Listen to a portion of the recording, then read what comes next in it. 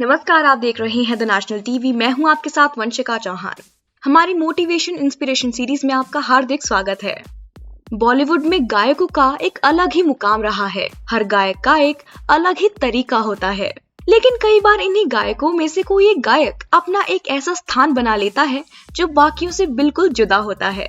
ऐसे ही एक सिंगर में से एक है हमारे बप्पी दा, यानी कि बॉलीवुड के पहले रॉक स्टार बप्पी लहरी। बप्पी लहरी ने बॉलीवुड में गीतों को पॉप का तड़का लगाया और भारतीय दर्शकों को एक नया स्वाद प्रदान किया।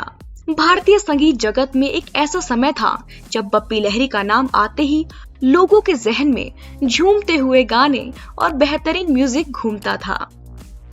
बप्पी लहरी और उनका सोने से प्यार।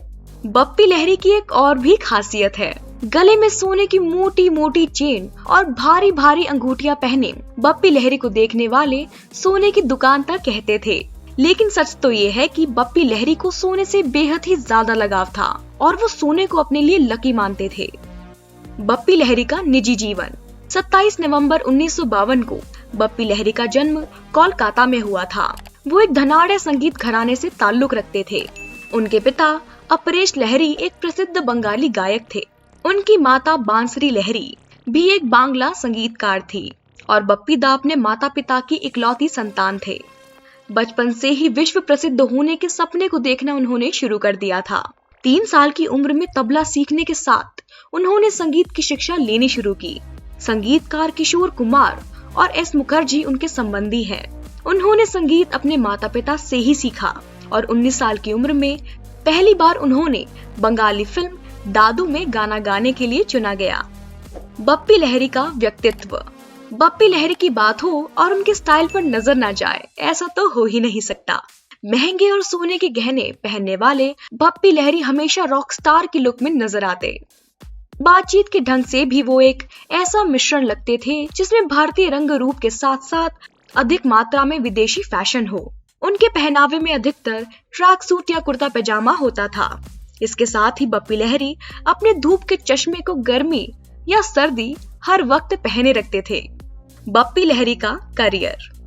हिंदी फिल्मों में बप्पी लहरी 19 साल की उम्र में ही बॉलीवुड में नाम कमाने के लिए मुंबई चले गए। साल 1973 में उन्होंने हिंदी फिल्म नन्हा शिकारी में गाना गाया।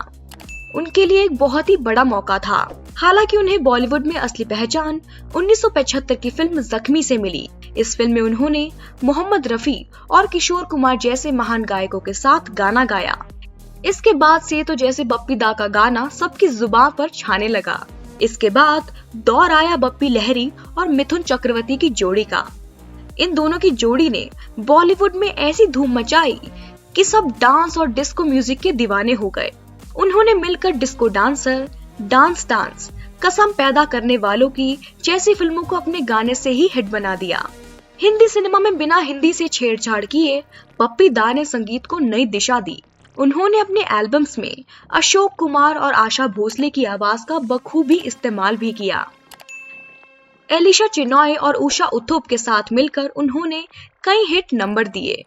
हालांकि उन पर कई बार विदेशी धुनों को भी चुराने का आरोप लगा, पर उन्होंने आगे बढ़ने पर ही जोर दिया। 1990 के दशक में बप्पी दा फिल्मों से पूरी तरह अलग होकर अपनी एल्बम्स पर ही काम करने लगे। बप्पी लहरी के कुछ खास गाने।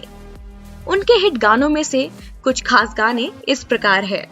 याद आ रहा है और सुपर डांसर, बॉम्बे से आया मेरा दोस्त, आपकी खातिर, ऐसा जीना भी क्या जीना है, कसम पैदा करने वाले की, प्यार चाहिए मुझे जीने के लिए, मनोकामना, रात बाकी, नमक हलाल, यार बिना चैन कहाँ रे, साहब, उलाला, द डर्टी पिक्चर।